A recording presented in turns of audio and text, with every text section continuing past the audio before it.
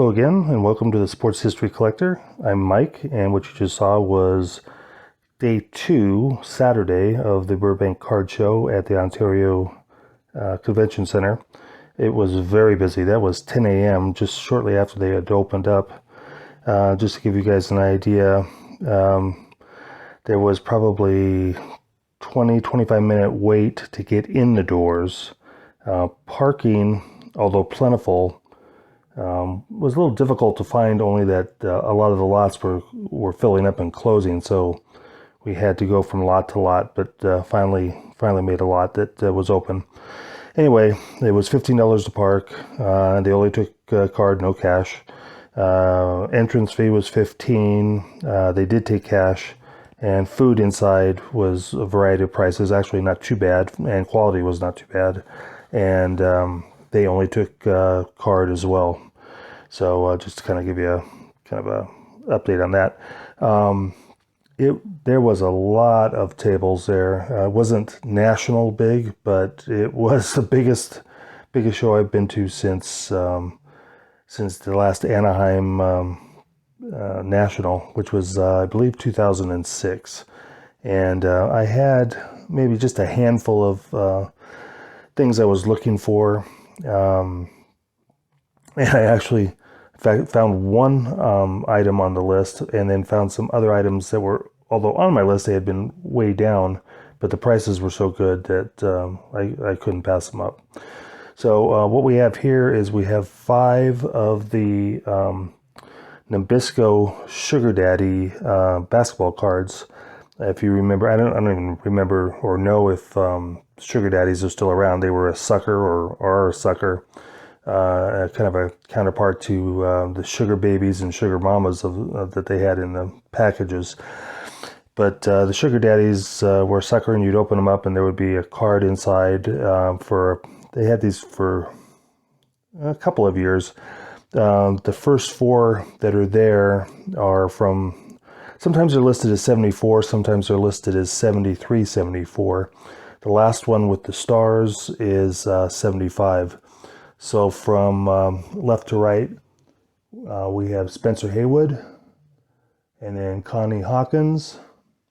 The middle is Calvin Murphy, and then the last 2 are Chet Walker, all Hall of Famers. I really like these cards. I had a couple of these cards when I was a kid, and they were real easy to lose because of their size. But for the most part, these were well centered, and just they were practically giving them away, so couldn't resist that. So that was actually the second thing I picked up. Let me show you the first thing here. Okay, actually, when we first got to the show, my friend Bill had to stop at the PSA. He had 8 signed balls that he wanted to get authenticated. So that took a little while. It was probably about 30-40 minutes, and that's where I was filming from on the show. And so when he got done, it was kind of crowded in that area, so we both decided it would be best to maybe go down to the other end.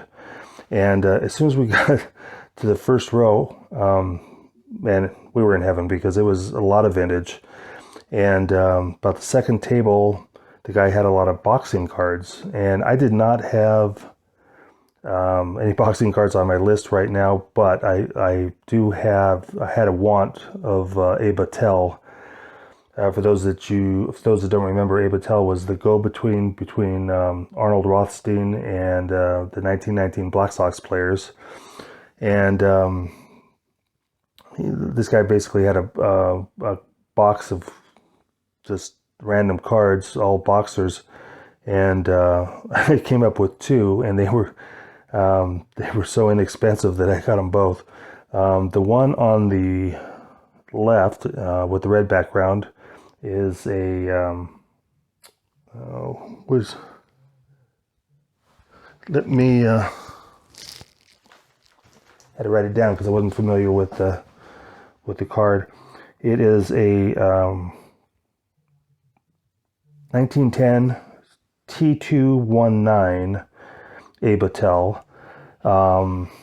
It is the colors on it are very good. It does have a crease, if you can see kind of by his front elbow, a little bit higher than his elbow, but it presents very well for the, like I said, they were just giving them away.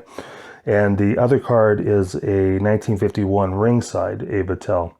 And so I was really happy to get those. I'm going to take probably one of those, probably the 1910, and mat it along with my 1919 Black Sox cards and autographs.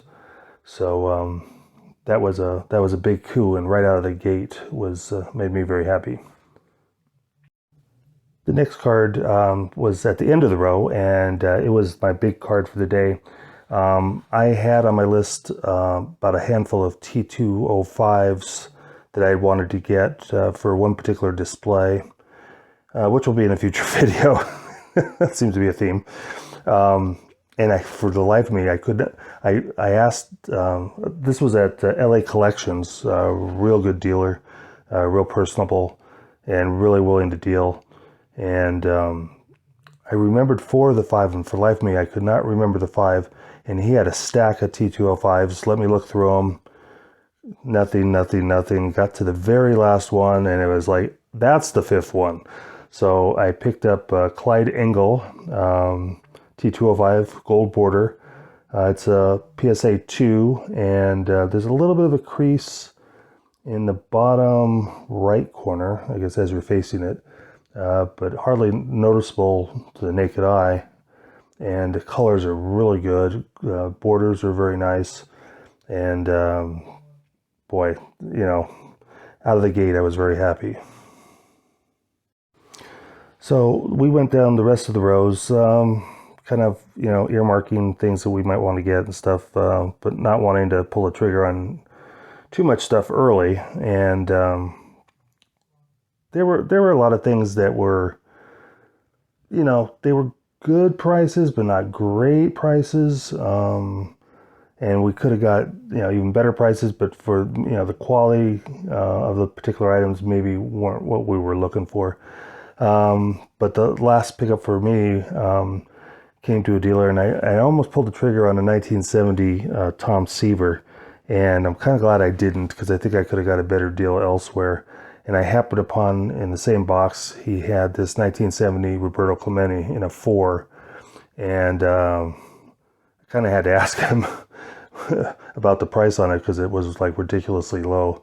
And but it was low.